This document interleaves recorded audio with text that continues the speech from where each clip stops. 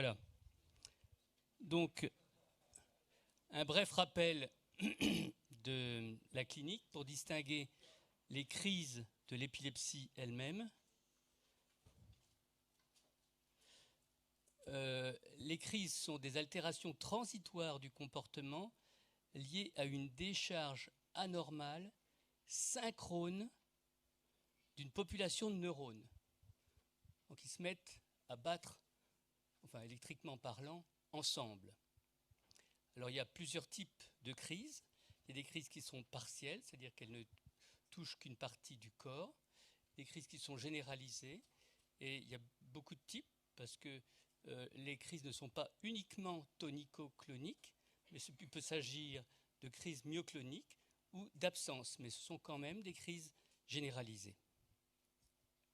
Alors l'épilepsie, il ne faut pas tout à fait confondre les deux, pas du tout même. Ce sont des troubles de fonctionnement cérébral caractérisés par la survenue périodique et imprévisible de crises. Donc l'épilepsie, c'est fait par un ensemble de crises.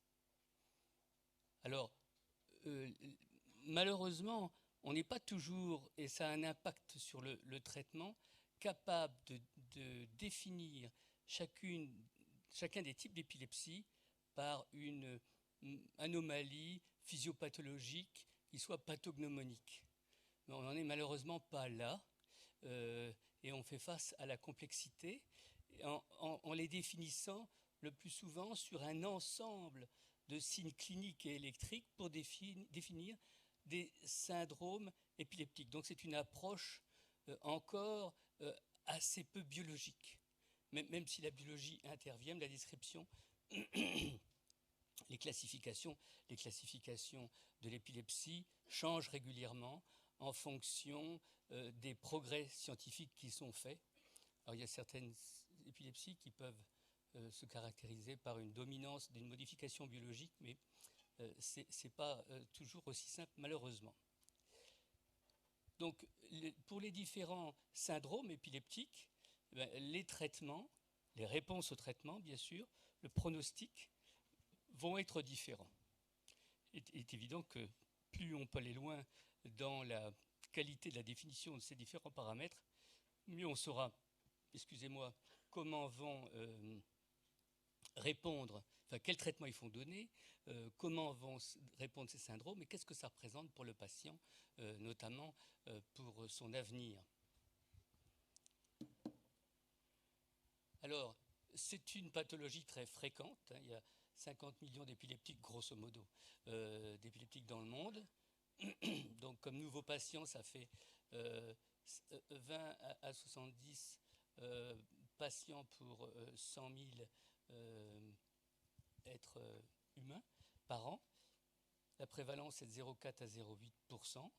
Et c'est plus fréquent, on va y revenir, chez l'enfant que chez l'adulte. La gravité, c'est quand même une maladie assez grave, puisque un quart des patients sont résistants au traitement, mais même dans les cas où ils répondent, c'est quand même une maladie invalidante. Hein. C'est donc pas, on a intérêt à faire des efforts pour améliorer les traitements de cette maladie. Cette courbe qui vous montre l'incidence de l'épilepsie en fonction de l'âge vous montre alors de manière spectaculaire, je trouve, combien c'est plus fréquent, vous avez l'âge ici, combien c'est plus fréquent chez l'enfant, et notamment avant 10 ans, et ensuite chez le sujet âgé.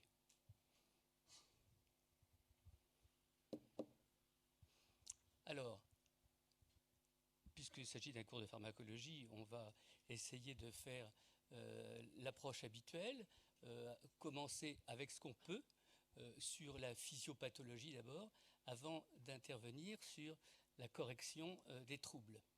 Alors, où ça se passe? L'anomalie se situe au niveau, enfin, les points de perturbation et du coup les points d'action des médicaments se situent au niveau de la membrane des neurones et au niveau de la transmission synaptique. Et sur la membrane des neurones, les cibles sont les canaux sodiques, voltage dépendant, et les canaux calciques, voltage dépendant, plutôt de type T. Et les anomalies on rattache les épilepsies généralisées tonicocloniques à des anomalies de fonctionnement des canaux sodiques voltage dépendants. Alors que les absences, on les rattache davantage à des anomalies des canaux calciques. Alors au niveau de la transmission synaptique, il y a schématiquement deux types de transmission synaptique d'intérêt s'agissant de l'épilepsie. Une transmission de type GABAergique qui va être inhibitrice, c'est la seule connue qui soit comme ça. Et il y a beaucoup de médicaments qui ont été développés en essayant de toucher cette voie, donc ça va dans le sens de la stimulation, c'est par le GABA, on va y revenir tout à l'heure. Et puis il y a une transmission excitatrice qui est glutamatergique, donc par l'acide glutamique. Mais vous voyez, j'ai mis un point d'interrogation parce qu'il y a des médicaments en cours de développement dans ce domaine où finalement cette voie excitatrice, ce qu'on voudrait, c'est essayer de la freiner, mais il n'y a pas encore beaucoup de médicaments prêts pour l'utilisation en usage courant. Alors il y a une autre cible peut-être, les vésicules synaptiques, mais pour le moment ce sont des perspectives. Je préfère vous laisser une vision assez schématique, plus facile à mémoriser et plus proche de ce qui se passe en pratique courante. Enfin de ce dont on dispose en tout cas. Alors ça c'est un bref rappel aussi pour vous montrer que c'est en rapport avec ce que je viens de dire en partie. Donc dans le neurone, on est largement électronégatif et en dehors du neurone, électropositif, et que c'est contrôlé par les ions sodium et chlore, que les ions calcium n'interviennent pas pour l'équilibre des électrolytes et des charges, mais interviennent seulement à l'occasion de la stimulation.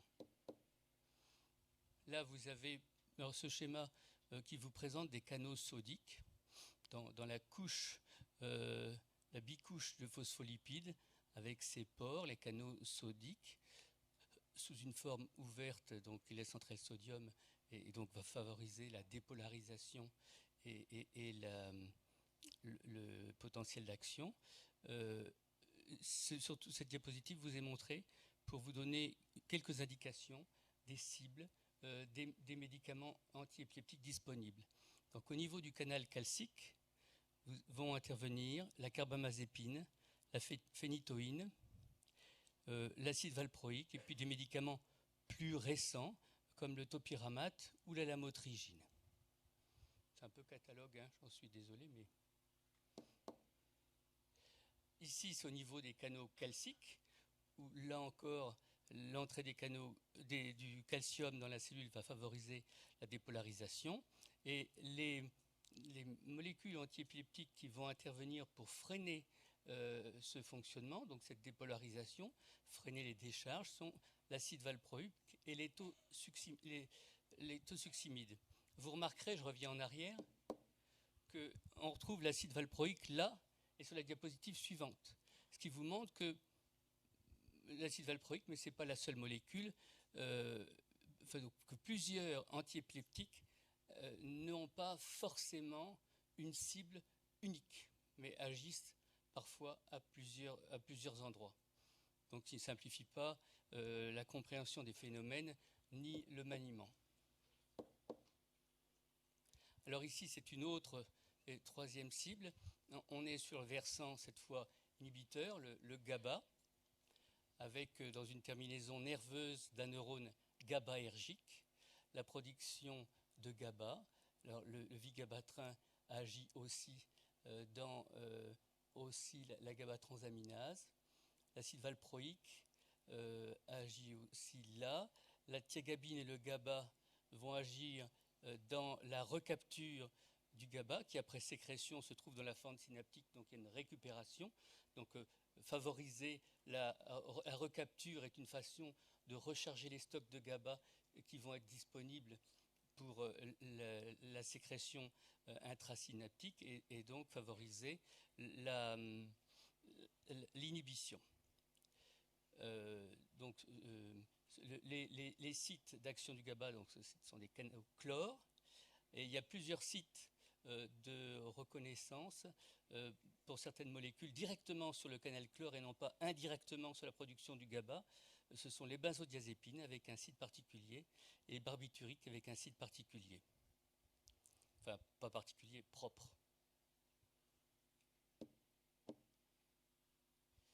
Ça, je ne suis pas sûr que ça apporte grand-chose de plus. Je pense qu'on peut passer, ça précise un peu plus, mais à mon avis, ça va dans un détail des sous-unités du canal chlore qui ne sont pas de notre propre intérêt. Alors là, cette diapositive qui touche à la biochimie est pour vous montrer que le GABA, qui est une molécule inhibitrice, et le glutamate sont, enfin, un appel à vos souvenirs biochimiques, sont des molécules qui sont proches et très proches du cycle de Krebs. Et vous retrouvez ici la GABA transaminase et la GAD, je ne sais plus, c'est glutamate, glutamique acide décarboxylase. Et donc, il y a simplement une décarboxylation qui vous fait passer de l'excitateur à l'inhibiteur. Donc, ce sont des molécules finalement très, très simples. Ce sont des molécules endogènes. Ça, je vais passer parce que ça nous emmène sur les sites excitateurs pour lesquels on ne sait pas grand-chose et pour lesquels je n'ai pas grand-chose à vous dire en termes d'action médicamenteuse. C'est les sites glutamatergiques et ici AMPA. Ce sont des sites excitateurs. Je crois qu'on peut passer. Alors, si on revient à une étape de plus qui se rapproche du schéma physiologique que je vous ai montré pour être plus, davantage sur la pharmacologie, eh bien, les médicaments vont chercher à modifier les propriétés des canaux membranaires que je vous ai présentés il y a quelques instants et modifier la transmission synaptique. Alors, les canaux calciques et les canaux calciques et sodiques augmentent l'excitation et la pharmaco va intervenir pour diminuer, essayer de diminuer cette excitation. Pour ce qui est de la transmission synaptique, il va y avoir deux possibilités. Soit, puisque c'est le GABA ici, soit de favoriser, augmenter l'inhibition en favorisant l'accumulation de GABA de diverses façons, soit de diminuer l'excitation par le glutamate. Mais c'est par esprit de système, parce qu'il y a des molécules qui vont venir sur le marché, donc vous connaissiez au moins la possibilité, mais tout en sachant qu'elle n'est pas très disponible encore actuellement. Je peux passer ? De toute façon, ce n'est pas un vrai problème, parce que vous allez avoir tous les dias sur le site. Si ? Alors, là, on reprend les choses. Vous avez... Je sens un mouvement là qui vient de la base, qui pas loin de la protestation. Ça vous accable ? Un peu ? Mais vous savez, les informations qui sont sur ces différentes diapositives sont finalement assez simples. C'est canal sodique, canal potassique et transmission synaptique. Et au niveau de la transmission synaptique, ça se résume essentiellement à la transmission GABAergique. Alors, on était tout à l'heure d'abord sur la physiopathologie, savoir un peu qu'est-ce qui dysfonctionnait au cours de l'épilepsie. Je vous ai amené progressivement sur ces cibles dysfonctionnantes, comment les molécules utilisées en pharmacologie pouvaient être modifiées, ces dysfonctionnements. Et puis là, c'est une autre approche, un peu plus en aval, plus proche de la prescription médicale, qui vous, tout en reprenant les mêmes choses, hein, sodium, calcium, GABAergique, reprend les molécules par leur nom. Donc, si vous voulez, c'est pas, vous n'allez pas être noyé, hein. Et puis, vous n'allez pas avoir de ça pendant 1 heure. Hein. Alors, le phénobarbital, c'est une molécule très ancienne dont on attribue le fonctionnement par action sur les canaux sodiques, voltage dépendant, comme freinant le retour des canaux de l'état inactivé à l'état activé. Mais il a une petite action aussi comme antagoniste de l'activité excitatrice au niveau des récepteurs AMPA. Ça, c'est pour le fun, hein, pour vous montrer, mais ce n'est pas central, c'est en bas de la diapositive, donc n'encombrez pas votre mémoire, simplement pour votre curiosité intellectuelle. D'ailleurs, vous verrez que je ne vous les présenterai pas, mais il y a une série de diapositives à la fin de ce jeu de diapositives sur lesquelles aucune question d'examen ne portera ou ne pourra porter, mais qui sont là juste pour vous, pour le fun. Mais bon. Non, mais il y a des esprits plus curieux que d'autres. Vous êtes submergé par les informations, mais vous pouvez avoir un intérêt tout particulier sur les antiépileptiques. Pourquoi ne pas vous les offrir? Mais vous pouvez les laisser de côté, vous n'offenserez personne, c'est tout. C'est gratos, c'est un bonus. Alors, la phénitoïne agit aussi au niveau des canaux sodiques, la carbamazépine aussi, l'acide valproïque aussi, les benzodiazépines aussi. Donc, vous voyez qu'il y a une majorité au niveau des canaux sodiques. Les canaux calciques ont été mis plutôt à la fin parce qu'il y a moins de médicaments et ça correspond à moins d'indications. Donc la deuxième cible majeure, c'est la transmission glutabaergique qui va concourir à augmenter la durée d'ouverture du canal chlore. Alors, le phénobarbital agit aussi là, donc favorisant la liaison du GABA avec son récepteur. Et puis vous avez aussi les benzodiazépines. Il n'y a pas tous les antiépileptiques là.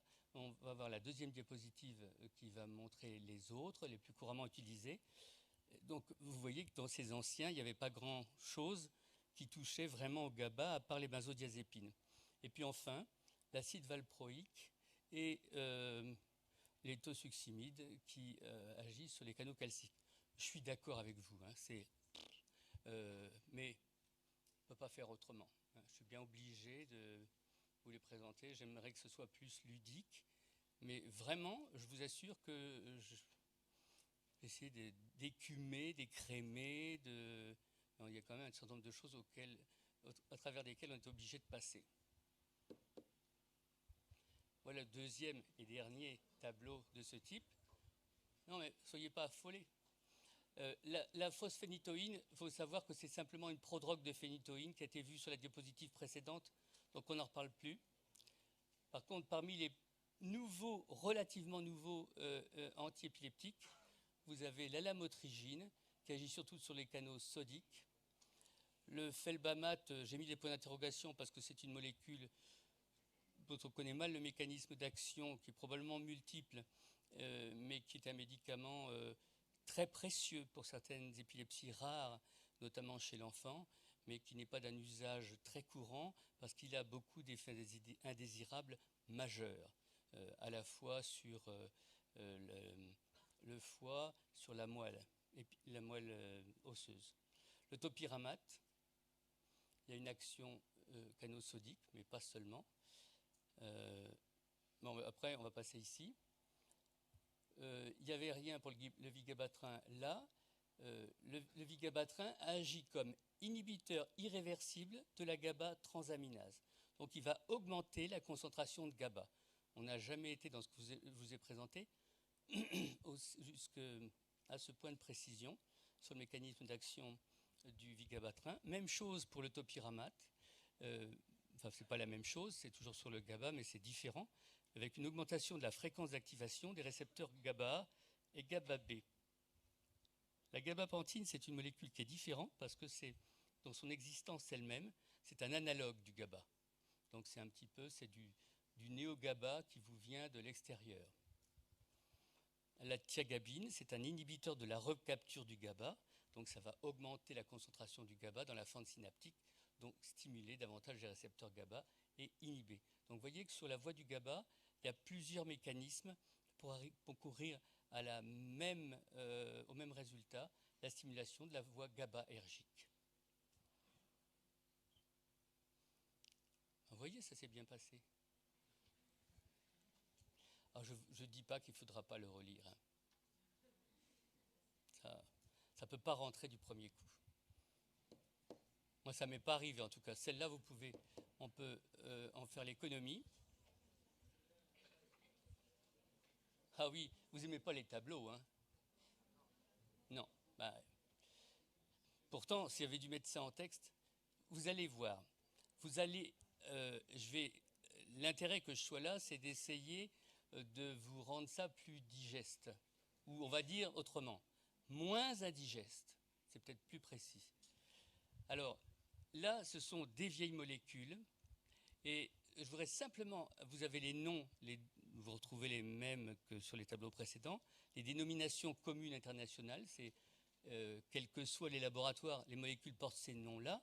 Et ça, ce sont des spécialités les plus fréquentes avec le R de registered, c'est-à-dire c'était enregistré sous ce nom-là commercial. Et la plupart de ces médicaments sont disponibles pour une administration orale. Ça, c'est un truc à retenir. Les anti-épileptiques classiques, c'est essentiellement par voie orale, sauf deux molécules qui sont le phénobarbital et la phénitoïne, qui sont aussi, en plus de l'oral, des médicaments par voie intraveineuse pour les traitements des crises en urgence. Alors, on va passer sur les formes intramusculaires. On va essayer déjà rester sur cette opposition orale intraveineuse.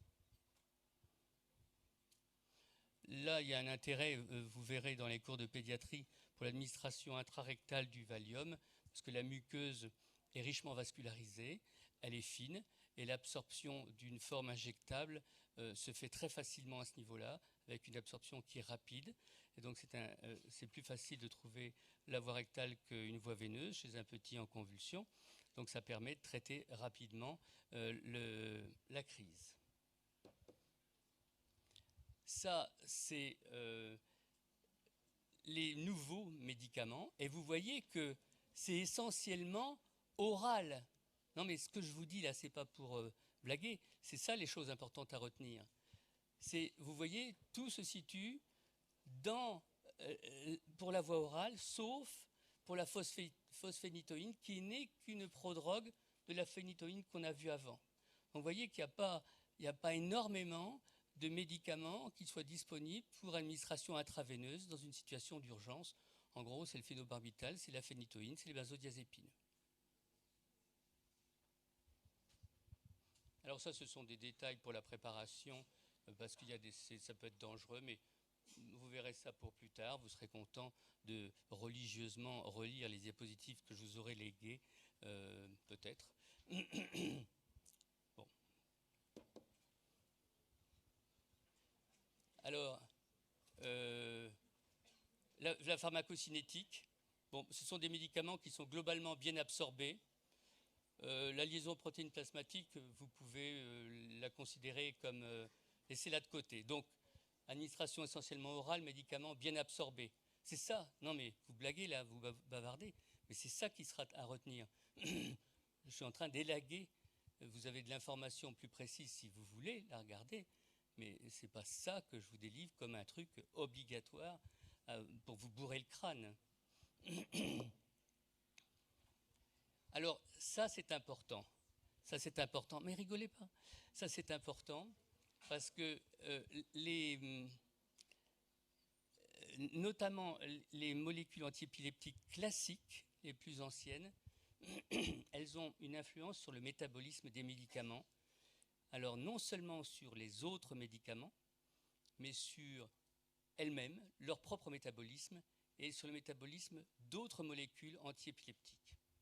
Alors, ça ne simplifie pas les choses. Il y a des médicaments comme le phénobarbital, qui sont globalement des inducteurs du métabolisme. Ça veut dire qu'ils vont favoriser la synthèse, c'est-à-dire que c'est une action au niveau du noyau, va stimuler la synthèse de molécules qui vont transformer le métabolisme de son propre métabolisme et du métabolisme d'autres molécules. Donc c'est pour ça qu'on dit que c'est un inducteur.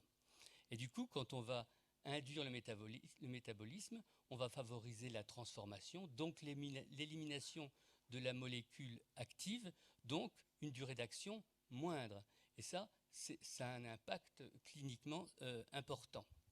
Alors, vous voyez que la plupart de ces médicaments sont éliminés par voie hépatique, mais que le phénobarbital l'est seulement pour 60%, le reste est rénal. Alors, l'intérêt de mettre l'accent là-dessus, ce n'est pas de mettre en avant les détails, mais c'est important parce que c'est une molécule qui est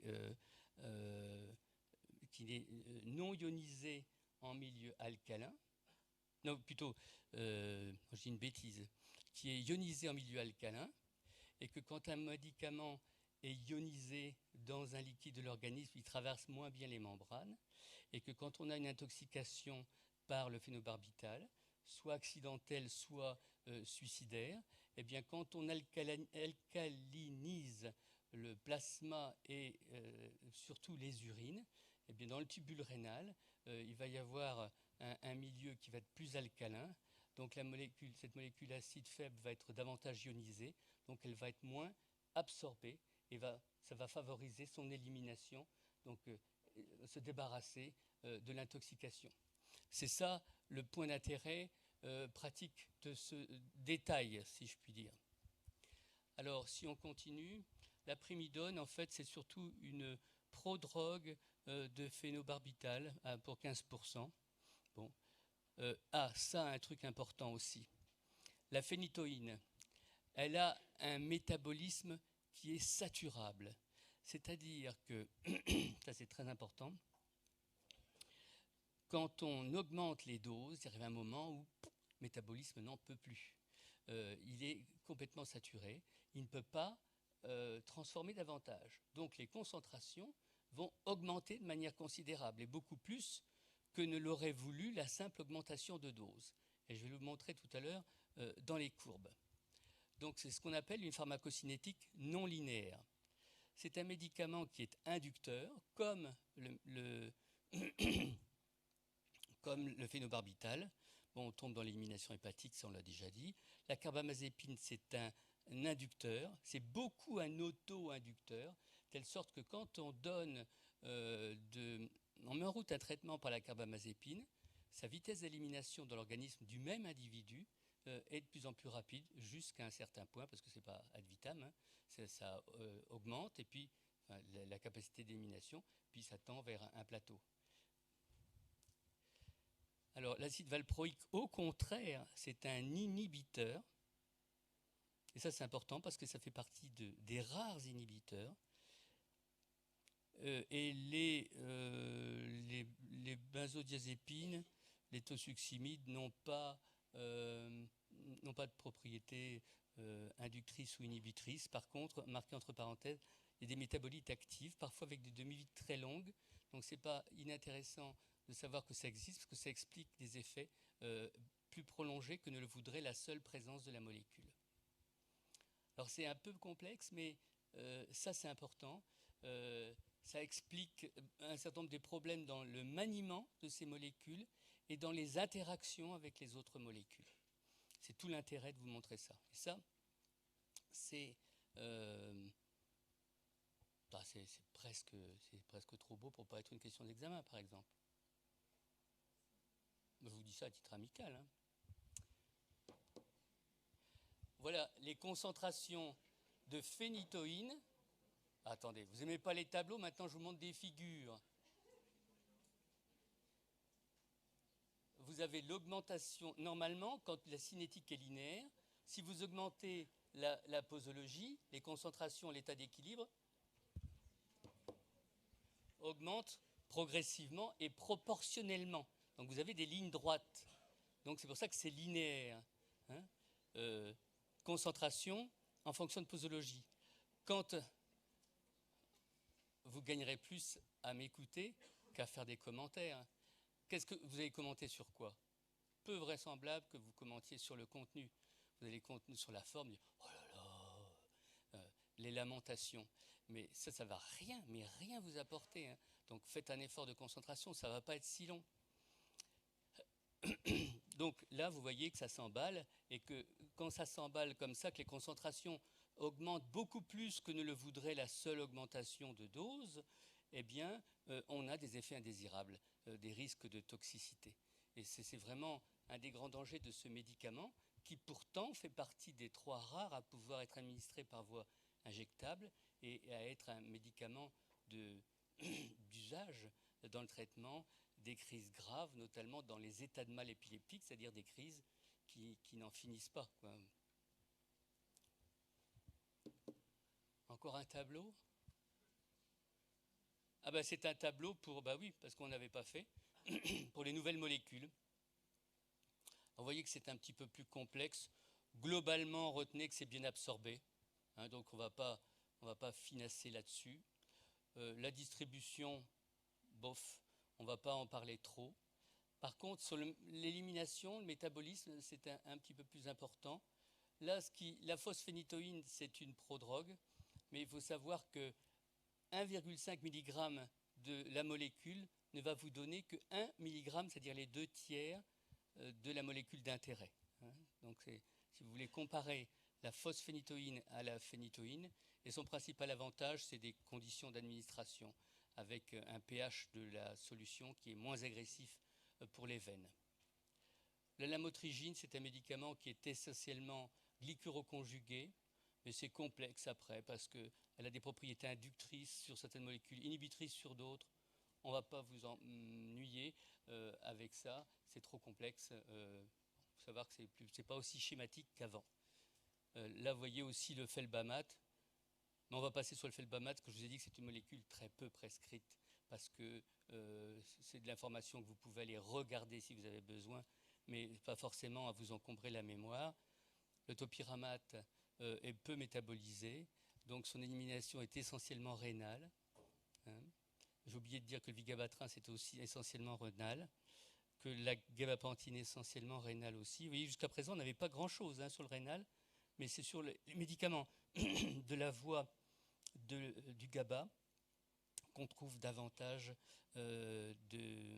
d'élimination par voie rénale. Ça n'a pas de rapport, c'est une coïncidence, c'est plutôt une façon de vous aider à mémoriser. Bon, je sais que votre capacité à tolérer les tableaux est limitée, donc je m'empresse de passer à la diapositive suivante pour vous parler un petit peu de la pertinence des dosages, des concentrations plasmatiques des médicaments chez un patient en cours de traitement. Alors, pour que ce soit pertinent de mesurer la concentration d'un médicament dans le sang, dans le plasma, il faut qu'il y ait une relation qui ait été démontrée entre cette concentration et les effets, que ce soit les effets antiépileptiques, ceux qui sont souhaités, ou les effets indésirables. Il faut que la molécule ait un intervalle thérapeutique étroit.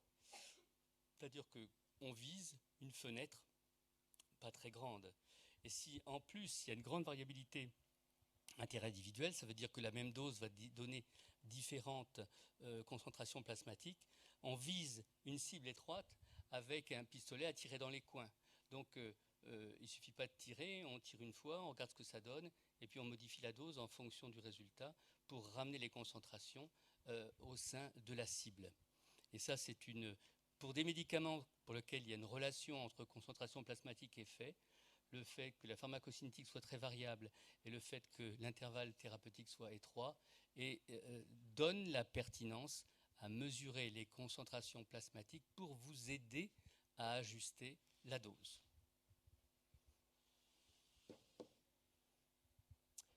Alors, ça, ce sont des effets indésirables, des intervalles thérapeutiques. On va considérer que c'est pour illustration.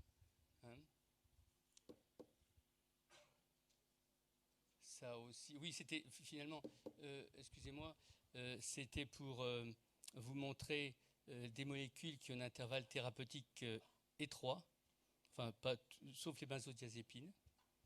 Et puis, ici, vous voyez, intervalle thérapeutique large. En pratique, on ne les dose pas. Alors qu'on dose davantage les précédents, vous voyez, vous avez davantage de oui. Les benzodiazépines, comme elles ont un intervalle thérapeutique large, vous voyez, 50 à 100 microgrammes par litre, on ne s'embarrasse pas à doser. Bon, c'est pour vous donner une indication de quel type de molécule, pour quel type de molécule peut y avoir un intérêt à les doser dans le plasma et les autres pas. Hein, en gros, c'est pour situer les uns par rapport aux autres, mais pas le détail. Bon, ça, je l'ai déjà vu, on l'a déjà vu. Alors, quand les mesurer, alors, il faut, pour ces molécules pour lesquelles il y a une pertinence à mesurer la concentration plasmatique, quand la mesurer, surtout pas systématiquement. Parce que ce que l'on soigne, c'est d'abord le patient, pas sa concentration plasmatique. Donc il faut adapter la posologie avant tout sur la clinique et sur le fait que les crises sont contrôlées, sur le fait qu'il puisse apparaître, et dans ce cas, on ne va pas toucher, si ce n'est pas contrôlé, on va augmenter, et le fait qu'il y ait des effets indésirables éventuels. S'il y en a, évidemment, on aura tendance à baisser. Donc il faut trouver le compromis entre être suffisamment actif, d'une part, et ne pas provoquer d'effets indésirables, d'autre part.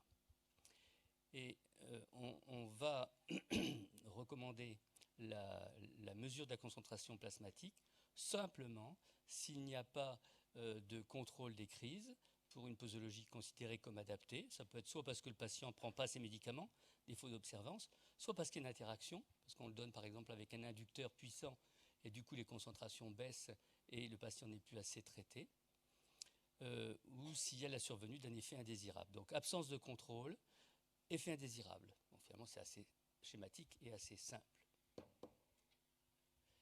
Alors, ça c'était, si je vous ai dit ça, c'était...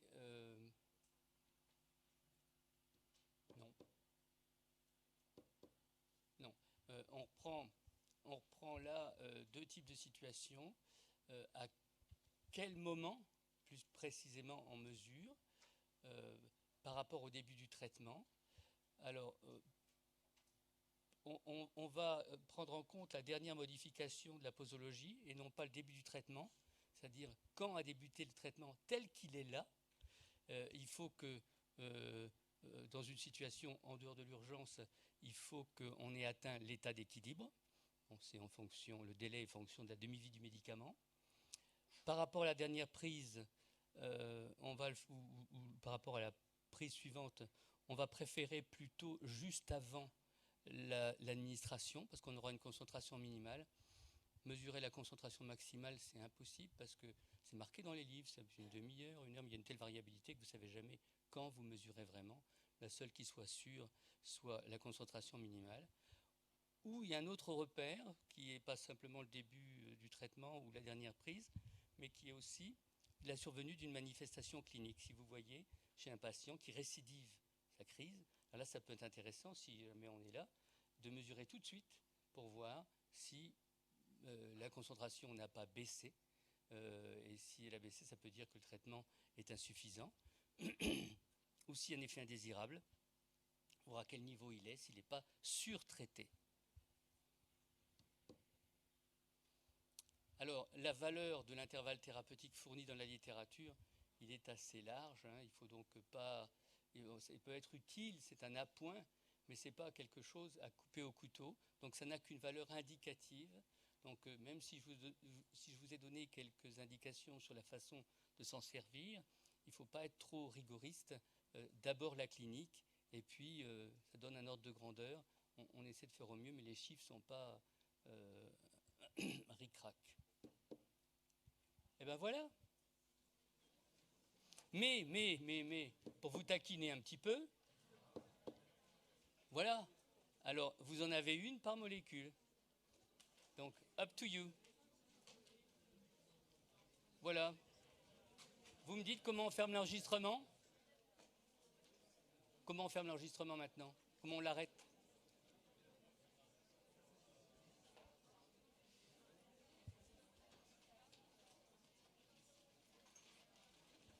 Je vous remercie pour votre attention.